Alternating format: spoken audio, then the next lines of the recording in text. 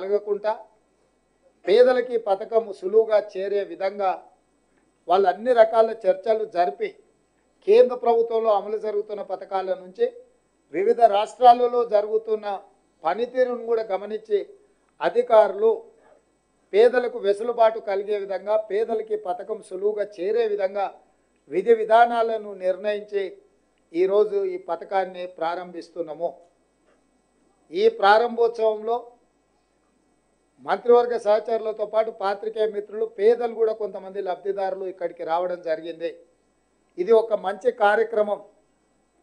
ఇంతకుముందే ఉప ముఖ్యమంత్రి గారు చెప్పారు, ఆర్థికంగా చాలా ఇబ్బందులు ఉన్నా, ఆర్థిక సంక్షోభాన్ని రాష్ట్ర ప్రభుత్వం ఎదుర్కొంటున్నా శక్తి కూడగట్టుకొని దుబారా తగ్గించి ఎక్కడ పడితే అక్కడ అనవసరమైన ఖర్చులు గత ప్రభుత్వం మన మీద పెట్టిపోతే వాటి అన్నిటిని కూడా తగ్గించుకుంటూ ఆర్థిక నియంత్రణ పాటించుకుంటూ పేదలకు సంబంధించిన సంక్షేమ పథకాలు రాష్ట్రం యొక్క అభివృద్ధి కోసం ఒక క్రమ పద్ధతిలో క్రమశిక్షణతో నిధుల కేటాయింపులు చేపట్టి ఈ కార్యక్రమాలు తీసుకుంటున్నామని చెప్పి ఉప ముఖ్యమంత్రి గారు చెప్పడం జరిగింది.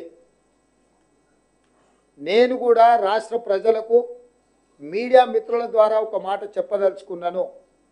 మా ప్రభుత్వం నిబద్ధతతో ఉన్నది. ఆర్థిక నియంత్రణ పాటించుకుంటూ ఎన్నికల్లో ఇచ్చిన 6 గ్యారెంటీలను తూచా తప్పకుండా 100% అమలు చేయడానికి కట్టుబడి ఉన్నది.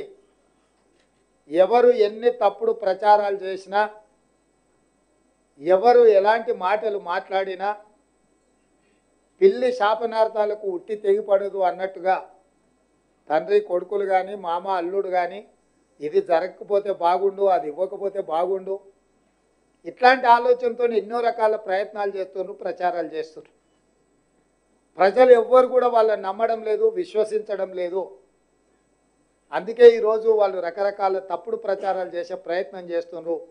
ఏది ఏమైనా శ్రీమతి సోనియా గాంధీ గారు మాట ఇచ్చిండ్రు అంటే మాట తప్పని మడమ తిప్పని నాయకురాలు శ్రీమతి సోనియా గాంధీ గారు. వారు ఏదైనా మాట ఇచ్చిండ్రు అంటే అది శిలాశాసనం. ఆ శిలాశాసనాన్ని చరిత్రలో సువర్ణ అక్షరాలతో లిఖించదగే